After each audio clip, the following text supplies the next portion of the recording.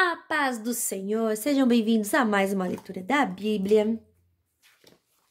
E hoje nós vamos ler o livro de Jó, capítulos 3, 4 e 5. 3 capítulos, 3, 4 e 5. Vamos então lá, capítulo 3. Primeiro diálogo, a queixa de Jó. Finalmente, Jó quebrou o silêncio e amaldiçoou o dia do seu nascimento.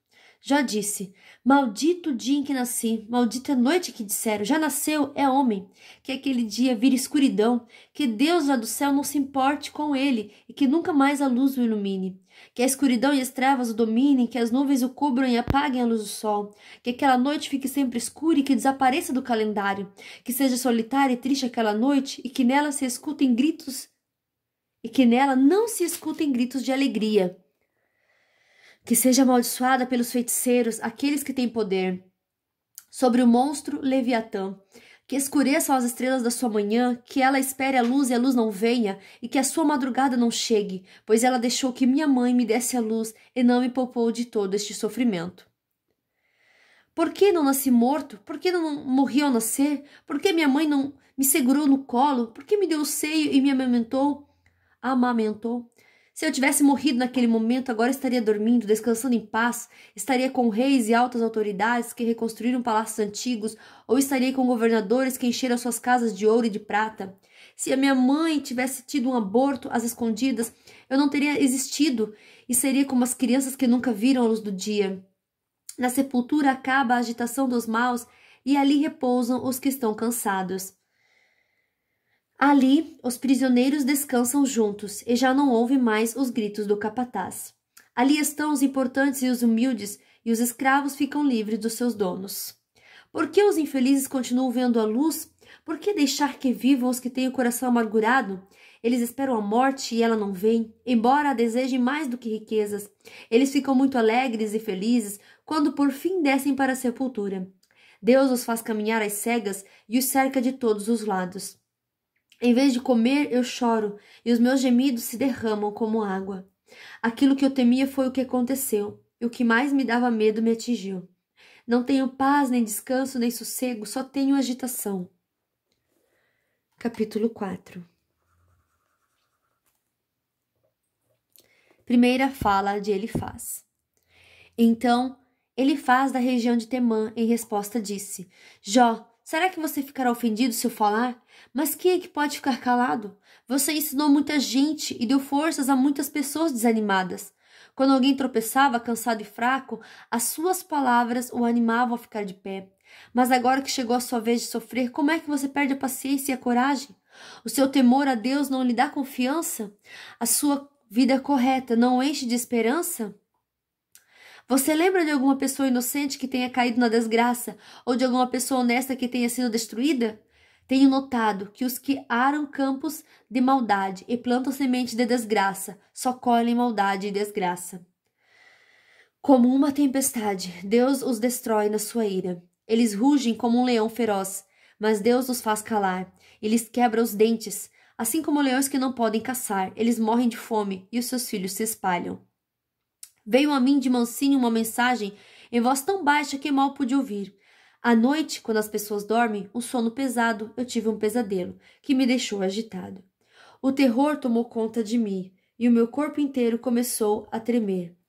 Um sopro passou pelo meu rosto e eu fiquei todo arrepiado. Alguém estava ali. Olhei bem, mas não pude ver a sua forma. Houve silêncio e depois ouvi uma voz que disse: será que alguém pode ser correto diante de Deus? Será que alguém pode ser puro aos olhos do seu Criador? Deus não confia nem nos seus servidores celestiais, e até nos seus anjos ele encontra defeitos. Então você pensa que ele vai confiar nos seres humanos que são feitos de barro, que foram criados do pó e que podem ser esmagados como uma traça? Podemos estar vivos de manhã, mas de tarde morremos para sempre, e ninguém se importa. A nossa vida se acaba, como cai uma barraca, e morremos sem termos alcançado a sabedoria. Capítulo 5. Grite, Jó. Veja se alguém responde. Que anjo você vai chamar? Ficar desgostoso e amargurado é loucura, é falta de juízo que leva à morte. Uma vez vi um homem sem juízo que parecia estar progredindo na vida, mas eu amaldiçoei a família dele. Os seus filhos não têm segurança, nos tribunais são condenados injustamente, e não há ninguém que os defenda.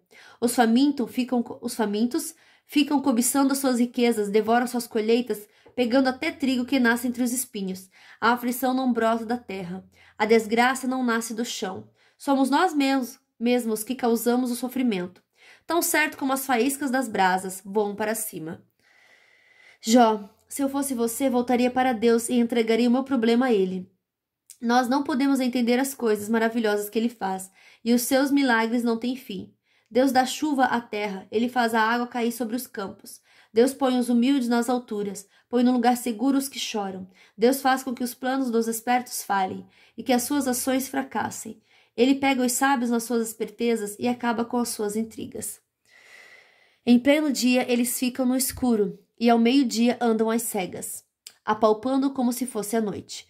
Deus salva da morte os pobres, Ele livra os necessitados das mãos dos poderosos. Deus dá esperança aos fracos e tapa a boca dos maus. Feliz é aquele a quem Deus corrige, por isso não despreze o castigo de Deus Todo-Poderoso. Deus fere, mas Ele mesmo faz o curativo. Ele machuca, mas as suas mãos curam. Vez após vez, Deus salvará você do perigo e não deixará que nenhum mal lhe aconteça. Em tempo de fome, Deus não deixará que você morra, e em tempo de guerra, Ele o salvará da espada. Ele o protegerá das más línguas e você não terá medo quando houver destruição. Você se rirá quando houver violência e faltarem alimentos, e não terá medo dos animais selvagens. Nos seus campos as pedras não estorvarão o arado, e os animais selvagens não o atacarão.